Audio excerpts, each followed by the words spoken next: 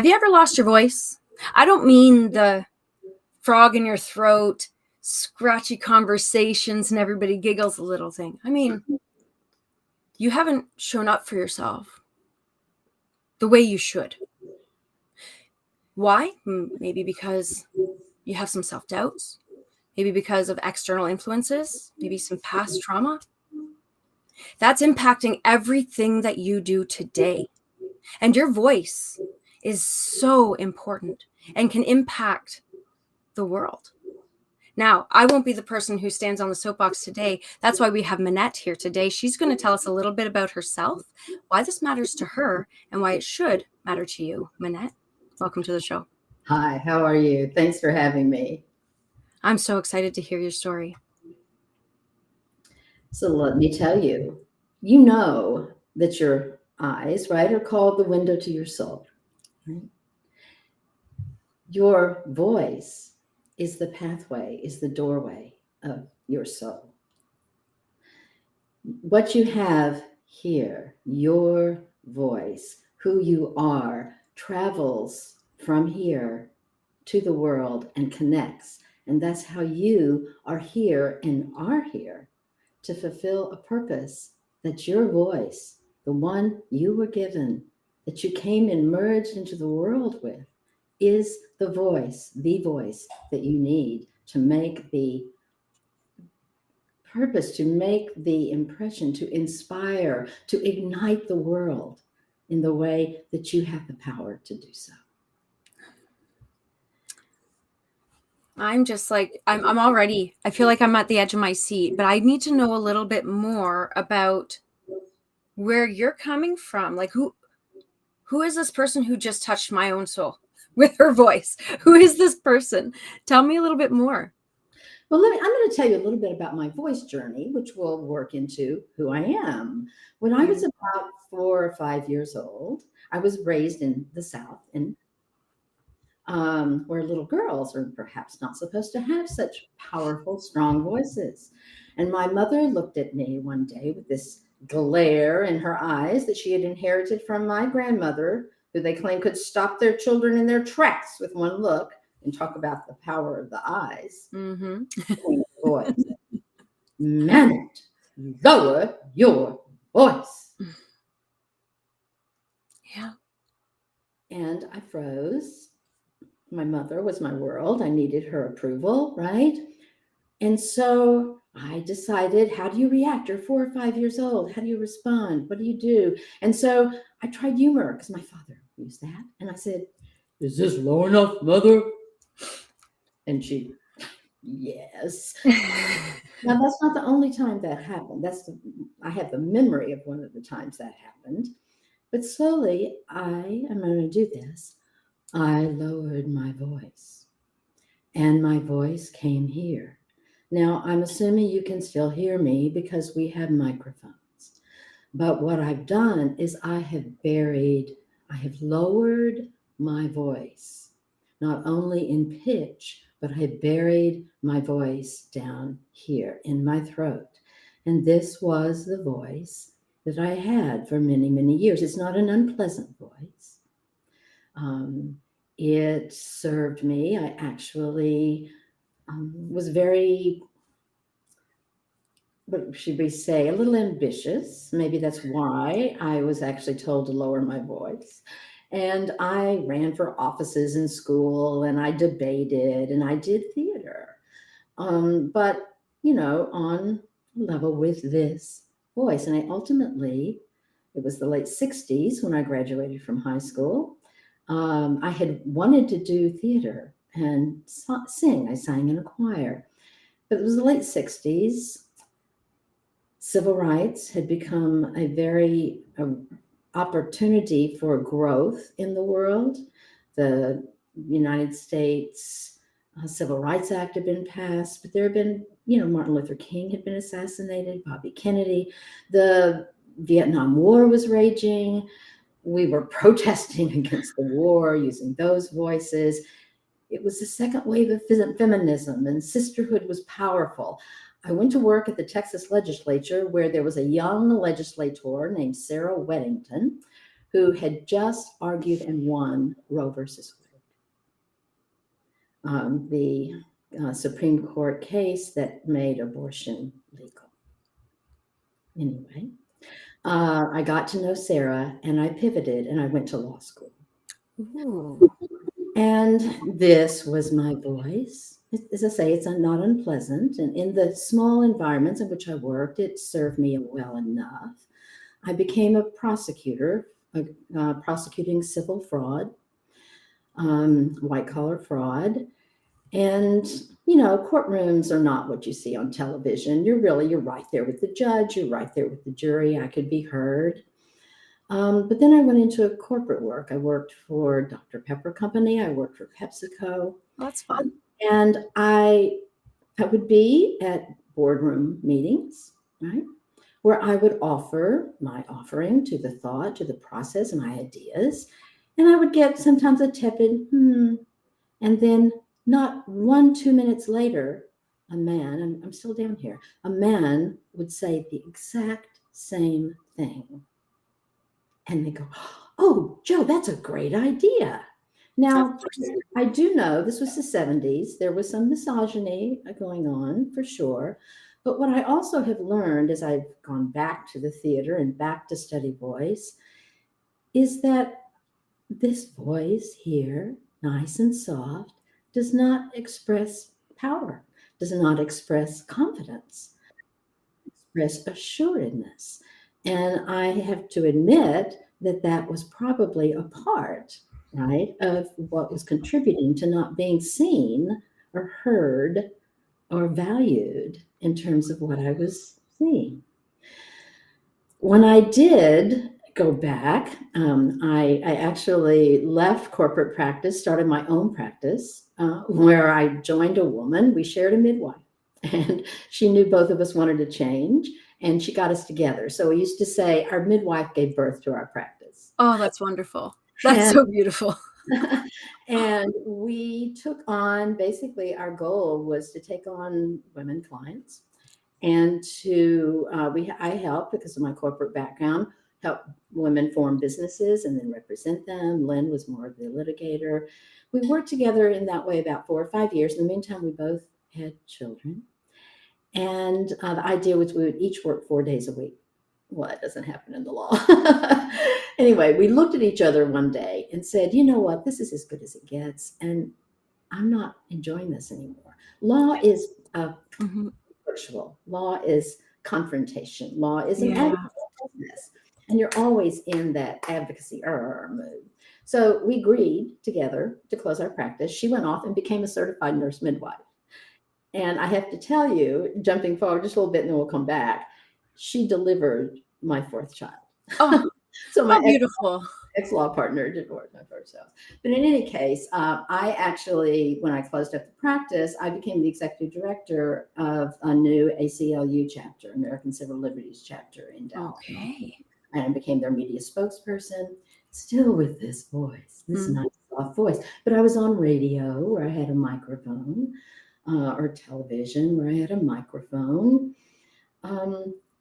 But jumping forward, because I had children who were neurodivergent, and so I actually stayed home for a period of time, advocating, as you have to do for neurodivergent children. Absolutely. And when I decided to go back, I did not want to go back into the law. And I began to explore my world and my creativity again. And I went back and I began to study theater. And that's when they said, Manette, we really believe you have talent, but we keep losing the end of your sentences. We can't, we're going to have to speak up. One of the things you have to do when you study theater is you have to study voice. Voice work is the foundation of acting. What I had to learn to do, and I'm not going to, is I had to learn, and I'm going to have to do it here. I had to bring my voice up here. Yeah. I had to bring it up where it could be heard, where it could resound through this beautiful resonating chamber of your body, your head, your bony structure. And we can talk about that a little more later. But you have to learn to bring your voice up where it can be heard, right? And I think I know everybody who's watching right now is just saying, Like I felt I had to just sit back for a minute, because you feel the change. It's a feeling. You can feel the change. So like, keeping in mind that it doesn't, like, we're not yelling. Like, when you've gotten yourself up to that space, like, that's not yelling. That's just you saying the things. And I want to say this just simply because I've spoke with a lot of people. Now, I'm not a voice coach, but I do help people show up. I do help people become visible in a way that feels aligned and comfortably confident. And they will say things like, well, if I speak in a certain way, then I feel like I'm yelling. And so I want to make sure that we kind of, maybe we just like set that on a shelf to take down as we discuss how you're Well, showing up now, because I we think can, that's but I will tell you, when I began to work on my voice, I felt like it was hard for me to use that voice outside the theater because I felt like I was screaming. It's like, okay, I can use this voice in the theater. But then when I would go into my the world, it was right. hard for me to do that because I felt like, oh my God, I'm screaming. So you have to get used to that voice. It does actually can work a little bit at changing who we are. And we have to be aware. And I tell people when they begin to work on their voice, they need to tell people around them that they're doing this. Because people will like, what are you doing? Like, who are you? You know, because it changes how they experience you. It, Right. it can change how you come across, how you put yourself out there, right? And so we have to be aware that there's all kinds of things that are part of our identity, and our voice is clearly one. Now, one of the things I tell people who want to work on their voice is I never say a voice has to be fixed, right? We're born with this wonderful, beautiful voice. I'll tell you a really quick story. When I had my first child, and I had him at home, it was a beautiful birth, but he developed, it was a long birth because it was the first, developed jaundice, well, jaundice. So when the midwife came back, she said, we really need to take him in so that he can be observed, just to be sure everything's okay. Well, my mother was there. She said, you just had a baby, stay in bed. We're going to take the baby to the doctor. Okay. Well, I fell into a very needed sleep, right? But when Yeah. I woke up, it was dark and they weren't back. Right? I was kind of frantic. It was in the early 80s. There were no cell phones. I couldn't Yeah. call anybody. I called the doctor's answering service. They didn't know. I was just frantic. Well, not long after, thank God, my husband showed up and said, everything's fine. They just have him for observation. The reason I'm telling for this story is we got in the car, we raced there, and I was just desperate to get to my baby. You have to wash up and put on a gown and all this. And there was a sea of bassinets, these clear plastic bassinets, right, with all the babies with the same blanket and the same hat. They had, and you look at when I opened the door to the nursery, I heard my baby's voice. It still brings tears to my eyes. I had not had him for more than 24 hours. With all the babies in there, babies crying, I opened the door and I immediately heard my baby's voice and knew right where he was. Yeah. You come into the world, you emerge into the world with your voice, right? Wow. It sends chills through everybody in the room, but it's your voice. So when people say, I hate my voice, what I tell them is because you have stopped, you have developed habits of using your voice that aren't serving you. Mm. Morgan Freeman, particularly many men will come, they want to have Morgan Freeman's voice, right? Love Morgan Freeman. And if you go too low, if you try to get Morgan Freeman's voice down here, you will bury your voice just the same way I did, right? Your voice, your pitch is yours, and you have to keep it. Morgan Freeman has been interviewed, and they ask him, where did you get your voice? And he says, and it's a little bit not true, he said he found his voice at Los Angeles Community College in theater school from his voice teacher. And what I say is, that's not where Morgan Freeman got his voice. He was born with Morgan Freeman's voice. What he learned how to do was to get rid of habits and learn to use the voice he had in a way that served him and that was true to who he was. I think that is an absolutely accurate statement. And if he was asked where he found it, there's argument there, right? Where did you even rediscover the voice that was already yours? Absolutely. And that's actually what I said. We're not going to create your voice, we're going to rediscover your voice. Yeah. Right? I love, and honestly, I don't know any especially any mother who couldn't. You're right. You can tell, you know that your baby's voice, you know it. Even my husband said the one day he was up in, we went to visit him. He works at Costco. He was up in the staff room and we were just wandering around with her. Well, I guess she would have been a few months old, and no, she would have been about a year old because she was doing the da da, right? And I guess one of the people in his staff room said, looked at him funny because he went like this. He goes, "That's my kid."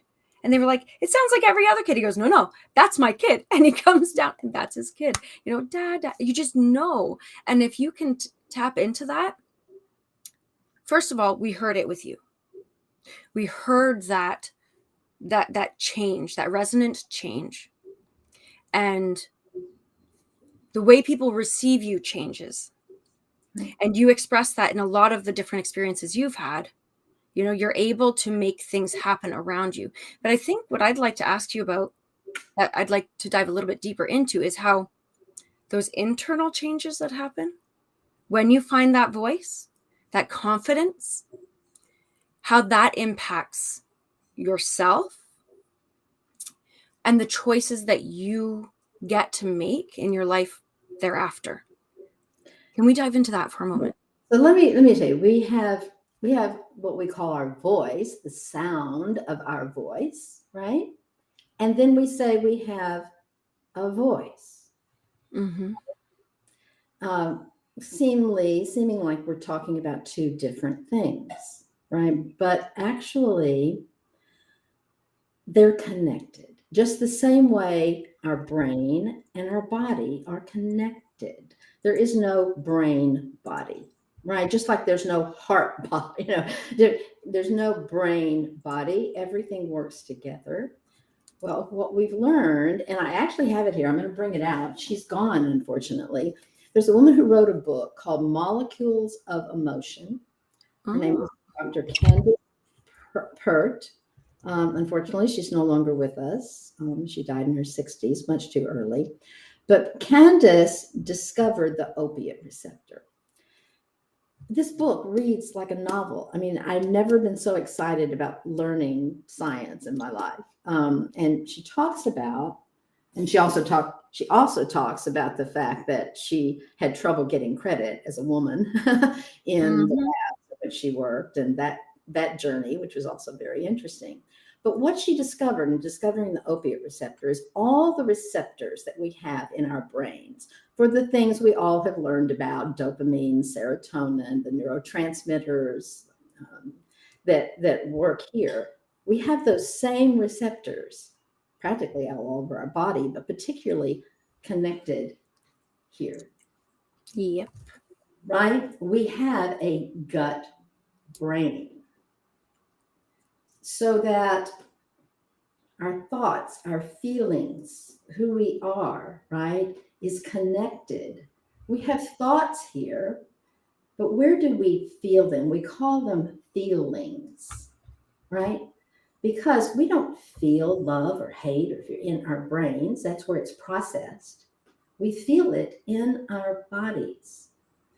If you will, if you'll say that, when we use the language, we say, "That touched my heart." Well, if you'll do this, if people will just kind of put their hand here on their heart Mm. for a minute, and just imagine something that touched your heart. Your baby's face, maybe puppies and kittens on the internet, some beautiful experience that you saw or had. There's a warmth, there's a lightness, there's a feeling. That's why we say, "It touched my heart," right? This is where we feel it in our bodies. We also say, "That gave me butterflies in my stomach," Yeah. right? And it's here, it's right above your navel, here, right here. Like when you're excited, I can just imagine something that you're anticipating, something that's going to happen. You're excited for it to happen.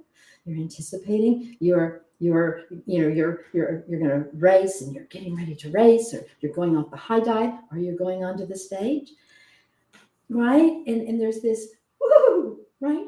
And we called it butterflies in your stomach. I actually heard someone speaking about speaking. We should all learn to do is chase butterflies, because butterflies in your stomach mean you're excited. There's energy, right? There's passion, right? That's also where we feel fear, right? Sure. That gives me butterflies in my stomach. Yeah. We also say that got me in the gut. Mm-hmm. Oh, right. And if you think about it, something that just, oh, this is where it hits. This is where it touches you. This is where we feel power. Ugh, right? We feel it here. So our bodies are where we feel our emotions. And this is where our voice lies. What we have done in our modern world, and it cuts off our sound and our voice, is we armor. We have armored against our experience. We have armored against the world. We have experiences we've had in our lives, different levels of trauma, things we want to protect ourselves from. And we actually hold in with the muscles of our body. We pull in here. That actually limits our voice. And I'll explain our voice. I'll explain why in just a second. But it protects us from our feelings. And when you're protected from your feelings, you're protected from that authentic connection to yourself, and you cannot authentically communicate with others when your voice, who you are, is armored and buried here. And voice work actually is body work. If you'll see, this is my studio. I love it. Right? And this is what I learned when I went to theater school and expected to work on my voice. I was put on the floor, and suddenly I was doing things that were like yoga and Tai Chi and things, as we learn to open and move our bodies in order to open ourselves to ourselves and to the world. Everything is connected here. And, Yeah. and we have to bring the voice up. We have to connect. It's here. It resonates. I'm going to tell you. So your vocal cords are here in your larynx. If you put your hand down here, you'll find this little bump, right? Mm-hmm. Your Adam's apple. Just very gently, you can move it back and forth. Right. That's your larynx. And inside there lie your vocal folds. And that sits right on top of your windpipe. And it's the vocal folds, the vocal cords that create sound. What happens is Mm-hmm. breathe in through, the best is through your nose, because there's these turbinates that clear and filter the air. It goes down our windpipe. The vocal folds at that point are open at the top of the windpipe, right? It's called the glottis. The air goes in and out, and we breathe. When we're going to speak, the brain sends a message to those vocal folds to close. Close. How does that help? It's because the air goes in, our vocal folds close, and then to speak, the air has to come out, right? It builds up pressure underneath the vocal folds that forces them apart. And when it forces them apart, they begin to vibrate like and then like this too, Yeah. right? So these little muscles, these little cartilage actually muscles, and they vibrate here, right? Vibrating. And Yeah. these sound waves come up inside this oral cavity, and they begin to bounce off the hard surfaces of your jaw and your teeth, your hard palate, the bones of your sinuses, your cheekbones, your forehead, your cranium, down the back, through the ribs. Your whole body becomes a resonating bell, a resonating chamber for these sound waves. And these sound waves go out, they bounce against the hard surfaces around you, but what they do is they bounce into your listener. Your sound waves touch and vibrate the body of your listener. And then eventually those vibrations very quickly touch the bony little bones inside the ear that the brain translates into sound.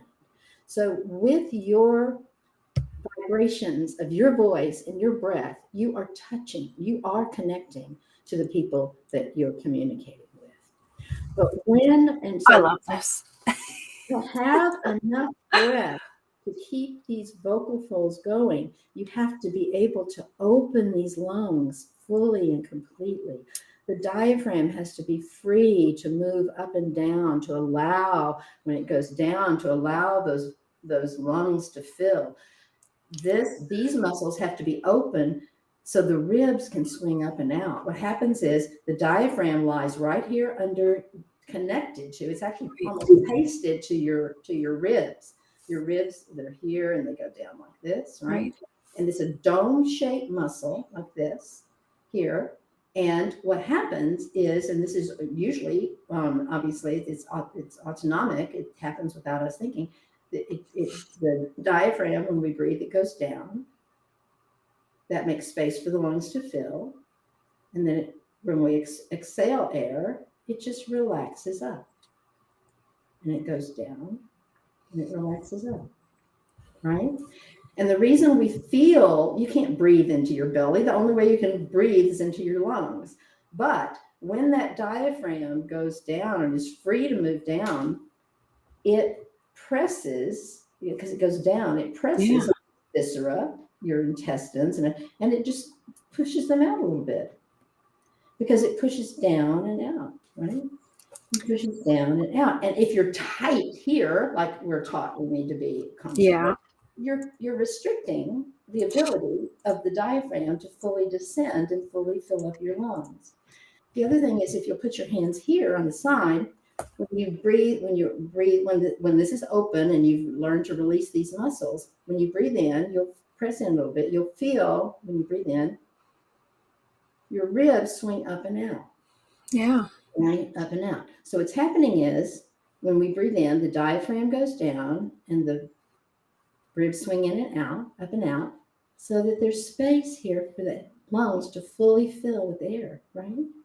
And then it goes down. What's really interesting here is that throughout this conversation, like, I'm never really conscious about the way I'm speaking, but because we're talking about that, I'm becoming very aware of it. And there are certain things that I do and some things that I'm noticing that I don't do. And as I'm doing that, as I'm being more conscious of my breath, I'm yawning more, first of all. And so that's something interesting that we might want to kind of touch on briefly as people start to experience this. But I'm also like, my posture has changed as I'm being conscious about this. Like, my subconscious, typically if I go on a stage, my subconscious is already going to do this, but I'm being conscious about it now.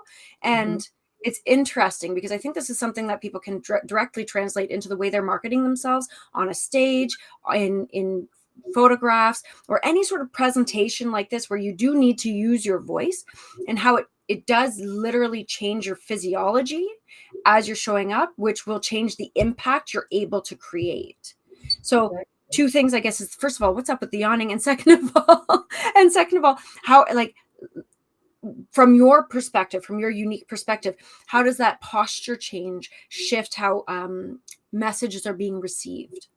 Well, I'm so glad that you're so aware that you've seen this, because actually it's kind of a chicken and the egg. By working on what Arthur Lesac, a great lion of voice work, he likes to call instead of posture, he calls it dynamic alignment. Because often when we say posture, we have this sense of, shoulders back, stomach in. We have this stiff, sense of posture. You have to have good posture. Go up against the wall, have posture. Right. What we really need is this a more mobile ability to. I'm sure you've also heard of, like, you on a string, right? And so there's an alignment, right? But if we're like this, right, that's going to compromise here, right? Yeah. And obviously, if we're like this, where most of us are a lot, right, and that becomes, that all this whole apparatus is compromised. If you sit like this, a lot of women particularly have this, where we they do this, right? It's the kid hip. It's the Right. kid hip. Right. Then all of that affects what's happening here. If you put this out here, then you're putting tension. Tension, any stress is the villain to your voice, which is why a lot of breath work is body work, because we have to be aware of and know how to address the tensions we're holding in our bodies. In our jaw, we hold so much, and why I wanted to go from there is to the yawn. You may hear there's a number of voice teachers which will tell you to drop your jaw. That's so you create more space in here for this, this beautiful bell. But often when you tell people to drop their jaw, they create some force or tension. Right? Yeah. Right. And so what I like to say instead is can you just relax and release your jaw? Just release and relax it down. So you're not holding it in. Relax, release your jaw. And one of the ways we experience that is with the yawn. Mm. Yawn is really a golden thing for you. Now, when we yawn, there will be a little tension here. But just go ahead. What we want is what we call a professional yawn. Instead of like this, Fred, we want a little bit of. Right. So just, if everybody watches this could do this, just not push, just like here, so you know that you're up and down. Whoa. Yeah. Now, when you do, your jaw will, and you'll actually, if you'll pay attention, the soft palate rises. You feel that in the back? That is so cool. In your throat. If you're watching this right now and you're not doing this, start now, because it's really cool. That's just the sensation you can get. And having studied linguistics, this is educating me more than you think it is. So we have this hard palate. If you use your tongue, take your tongue back on the hard palate, and then you'll feel it gets spongy, and it's a soft palate. So take your tongue behind your teeth, move it back, and you feel that little soft palate. It's right where you can do the soft palate moving up and down is what changes your pitch. That makes sense. So, but when you yawn, though, that soft palate rises and it opens up the whole back of your throat, right? Which opens up this whole, what we call vocal tract, this whole oral tract. The other thing where we hold tension is if you'll take your thumb and put it up here, and again, just a little bit, don't hurt yourself. That's your tongue. Mm-hmm. Your tongue, what you see is just the top. The tongue is enormous. It goes all the way down here, and it goes all the way down a little bit down your neck. Yeah. And we hold tension in our tongue that closes this oral tract, right? Vocal tract. So we had exercises that we learn how to actually relax this tongue. So when you yawn, think about it. This whole area just opens and relaxes. The other thing, Author Lessek calls that a relaxer energizer. The yawn relaxes us. Yeah. Right? We breathe it in, the diaphragm goes down. Everybody is yawning now. Because yawns are contagious. It relaxes and we feel this relaxation move through our whole bodies. It also energizes us because it brings in oxygen and it brings in more air. So it's a relaxer energizer. Before you go on stage, before you turn on start, one of the best things to do is to yawn. It opens up your voice and it gives that message to your parasympathetic system that everything's okay. And we haven't talked about that yet in terms of it's right and all. But it's because all of this is here. And when we open and relax here, and we learn for that to be our default place, we know how to trigger, not fear, we learn how to trigger relaxation. And we go through the learning process of learning through how we do things on the floor and then bring it up to standing, how we can trigger relaxation so that we send to the little amygdala back here who's keeping us safe, right? The little lizard brain. We say, thank you. And if there's a fire or a siren or something, you stay there because I need you to protect me. If I'm going to Yeah. fall off the stage, let me know. Other than that, everything's okay. I got this, right? Because we can do that because it's here that we feel everything. We've learned to trigger that relaxation response. It's what I'd like to. We're running low on time, which is both disappointing because there's so much more to learn, but also exciting because that means that we can take the next step in tapping into that and presenting in a way that will actually impact our internally, like make a really positive impact internally and externally. It will, change the way the world works by just changing the way we're showing up in these very they're micro changes that create macro results. Right. Is what I'm seeing, and these are the first steps. But there's so much more that can be done to allow you to present in a way that allows you to achieve your dreams, to really get you to get those, to realize your goals, to make them reality. So, what do I want to do? Because I want to keep talking. So now I need, if let's just say this, everyone, if you're like me and you want to keep diving in, please do comment. Reach out. We're not going anywhere. We will respond to your comments. We will engage with you and give you the resources and tools you need to take the next steps in showing up in a way that is going to be immensely impactful for yourself, your business, and the world around you. So absolutely keep chatting. The next thing I wanted to mention very briefly is that amazing artists like Greg Keeler from Blue Rodeo and Jason Mraz, they frequently talk about their relationship with yoga and breath work. In fact, Jason Mraz will stop his show to have the audience breathe with him. Mhm. So just these are pretty prolific people. So if you want to be on their level, on their stage, this is where we start. This is the grounding time. Now, I'm sure that you have so much more to share, but I'm going to give you an opportunity now because I've got all the questions that I want to ask, but we don't have the time. Oh my goodness. Please share with the audience the next best way for them to move forward with this, because everyone watching, I know, has something to say. They may not be at the point where they're ready to take the stage. Mhm. Maybe they are. Maybe they already are, but they want to improve.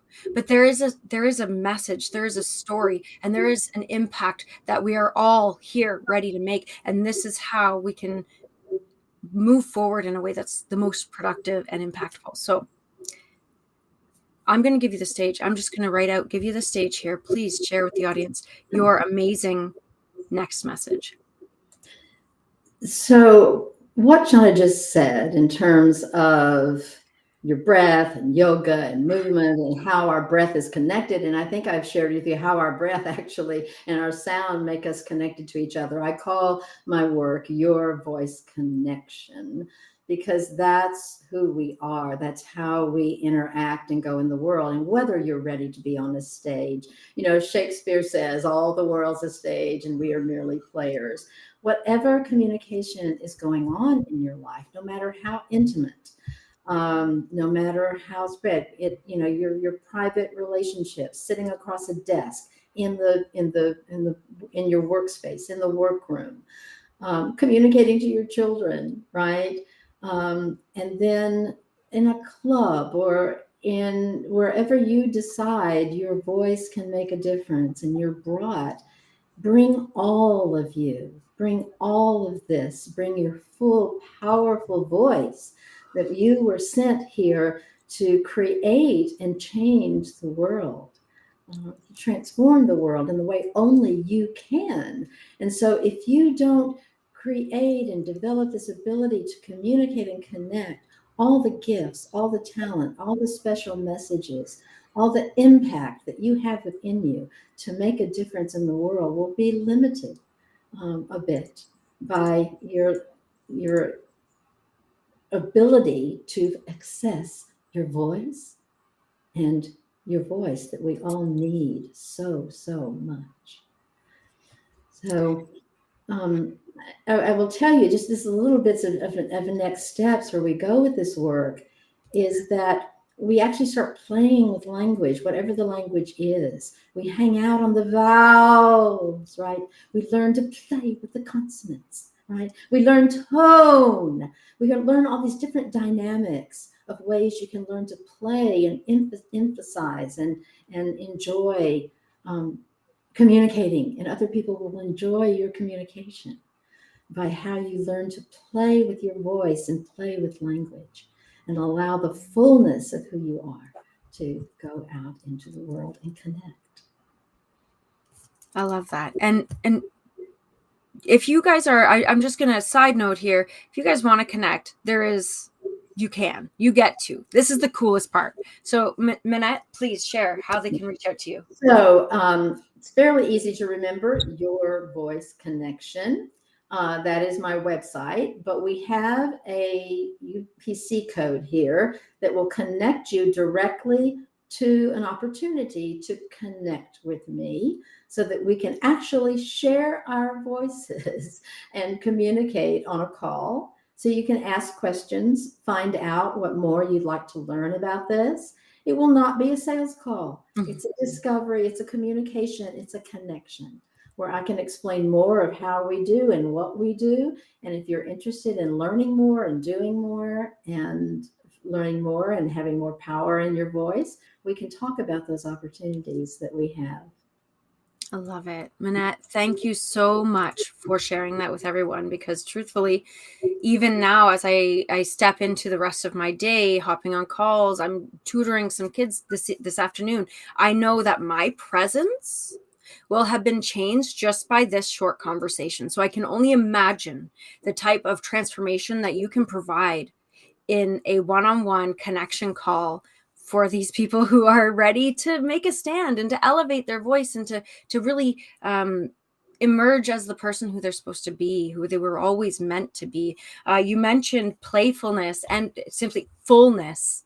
I think this is a really important part of tapping into who we are and showing up authentically, so you can connect in a way that is not only emotional, but physical and leveraged by a resounding yes within your voice. And like you say, your voice. So with that, I invite you all to join the conversation, to subscribe, because conversations like this are happening every single week. We are exploring, what does it look like to show up? What does it look like to be authentic? And remembering that if William Shakespeare is saying all the world is a stage and we are merely players, then what I'm saying about you're never not marketing is not new. And we need to continue to explore what this looks like for ourselves and the people around us, so we can create a world in which we are joyfully living. I do want to say, Shauna, because it is my authentic self. There is so much in the world right now that needs your voice so that we can be open, sharing, connecting, respectful, communicative, open, authentic people that can connect and be and make the change for our social justice, our equity, our respect for each other, our human dignity. And there's so much you can offer to bring that and make that a reality. I'm going to just say, period. That's the end. I hope you all will join us next time. We'll chat soon.